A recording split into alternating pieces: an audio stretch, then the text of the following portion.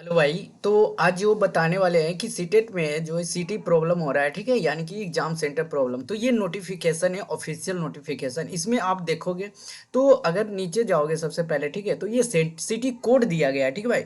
अच्छा, city code क्यों दिया गया है? तो यहाँ पे यदि आप बिहार से हो, ठीक है, और आप नालंदा में एग्जाम, यानी कि यहाँ देखो, ठीक है, तो आप सिटी कोड 118 डाल सकते हो, ठीक है। अब इसको डिटेल से पहले बताता हूँ, उसके पहले हम लोग जो है, जो भाई यानी कि अभी शुरुआत से ही भरने वाले हैं, ठीक है भाई, तो उनके लिए बता दूं, यानी कि वो फर्स्ट टाइम सीटेट भर रहे हैं, तो वो फर्स्ट टाइम भर रहे हैं तो उनको घबराना नहीं है, ठीक है भाई, क्योंकि ये सिलेबस जो है कोई चेंज नहीं हुआ, ठीक है। 2011 में जो सिलेबस था अभी तक वही है। क्योंकि जो है एक साल परीक्षा नहीं हुआ। 2025 में दो शिफ्ट होता था, एक होता था जुलाई में और एक होता था दिसंबर में, ये तो सबको पता है। लेकिन 2025 में कोई एग्जाम नहीं लिया गया। अब उसके लिए जो किया गया, ठीक है भाई, कि जो फरवरी 2026 में होने वाला एग्जाम है, बोला था कि सिलेबस चेंज होगा, तो सिलेबस भी कोई चेंज नहीं है भाई। देखो, जैसे सिलेबस आता था सेम वही है। इसमें 15 पेडागोजी और बाकी सीडीपी रहता था। मैथ्स के 15 रहते थे, 15 सीडीपी रहते थे। ईवीएस के 15 15 सीडीपी रहते थे। लैंग्वेज में भी सब में पेडागोजी जो है इंपॉर्टेंट हो जाता है, ठीक है भाई।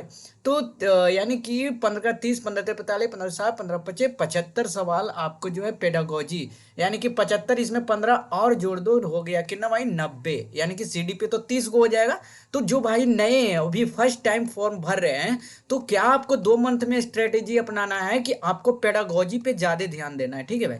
अच्छा, इसमें एक भाई कह रहे थे कि सब्जेक्ट कॉम्बिनेशन में दिक्कत आ रहा है। तो देखो भाई, सब्जेक्ट कॉम्बिनेशन में कैसे, यदि आपने डिलेड कर रखा हो, ठीक है, कोई यहाँ पे जल्दीबाजी मैं बता देता हूँ, ठीक है भाई। अगर आप लास्ट में देखना चाहते हो तो वीडियो आगे बढ़ा के देख लो लास्ट में, ठीक है भाई। और जो बीएड कर रखे हैं, ठीक है, और डीलेड में जो है +12 रहता है, 50% मार्क्स रहना चाहिए अभव। और आपने 2 ईयर का जो है डिलेड कर रखे हो, ठीक है, तो पेपर 1 to 5 के लिए पेपर 1 जो है सीटेट भर सकते हो।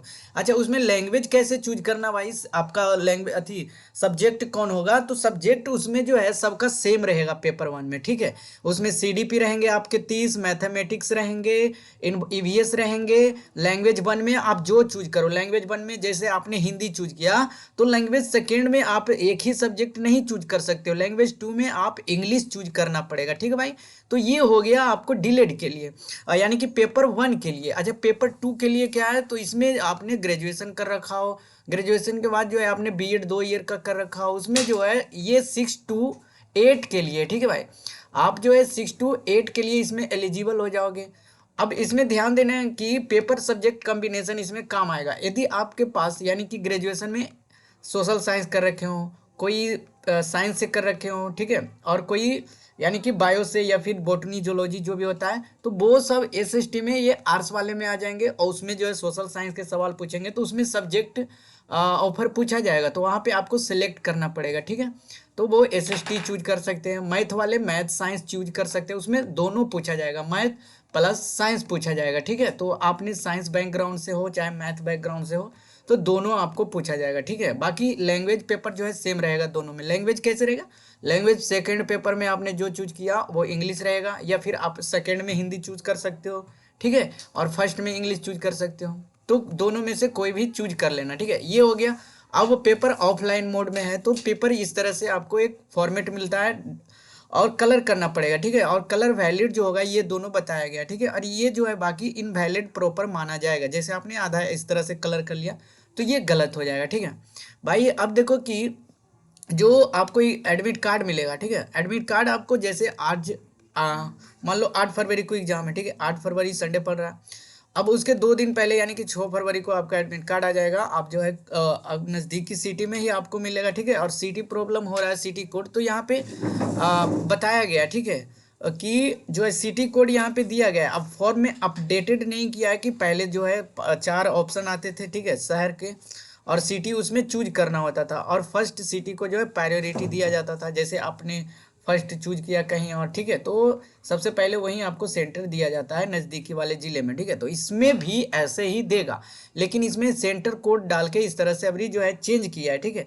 तो यदि आप बिहार से कहीं से हो, बेगूसराय में, तो बेगूसराय वाला सिटी कोड डालना, 110 डालना, 115 डालना, 123 डालना, ठीक है भाई। तो सारा का जो है दिया गया है। अब यूपी से है, जैसे यहाँ पे देखो दिया गया होगा यूपी से, हाँ देखो यूपी से हैं तो यूपी वाले भाई सब भी अपना कोड जो है इस तरह से देख लेंगे। और ये पीडीएफ आपको टेलीग्राम चैनल पे और लिंक में डिस्क्रिप्शन बॉक्स में हम बढ़ा देंगे, ठीक है भाई। तो वहाँ से डाउनलोड कर लेना। यहाँ पे आप जाइए यहाँ पे टीचिंग टॉक्स ऑफिशियल पे यहाँ पे आपको जो है मिल गया है, ठीक है भाई। तो यहाँ से देख लियो। मिलते हैं नेक्स्ट वीडियो में। अच्छा इसमें जो है एक और चीज़ बताना था कि पेडागोजी की आप तैयारी करना चाहते हो, ठीक है। तो आप इसमें जान रहे हो कि 90 पेडागोजी सवाल रहेंगे 150 में। तो सबसे ज़्यादा वेटेज इसका है, तो 90 सवालों में आप जो है कम से कम 70 भी ले आओगे और उस सवाल में 30 भी ले आओगे तो 100 प्लस आपके आ सकते हैं। वो कैसे आएंगे? तो मैं मॉक करा रहा हूँ, मॉक सीरीज, ठीक है, टेक्स्ट बुक मॉक सीरीज। वहाँ पे पेड मॉक सीरीज रहता है लेकिन मैं फ्री में कराता हूँ उसमें। और हर टॉपिक से सवाल रहेगा, टॉपिक वाइज ही सवाल हो रहा है, ठीक है। तो ये टॉपिक वाइज आप सवाल दोगे, ऑप्शन एलिमिनेट करने का तरीका सीख लोगे तो आप जो है आसानी से इस बार जो है सीटेट क्वालिफाई कर सकते हो, ठीक है भाई। तो बने रहिए, मिलते हैं। और जैसे ही नोटिफिकेशन अपडेट होगा, ठीक है, उसमें हम बता देंगे कि जो है किस तरह से फॉर्म लैंग्वेज और सिटी चूज करना है, ठीक है भाई। धन्यवाद।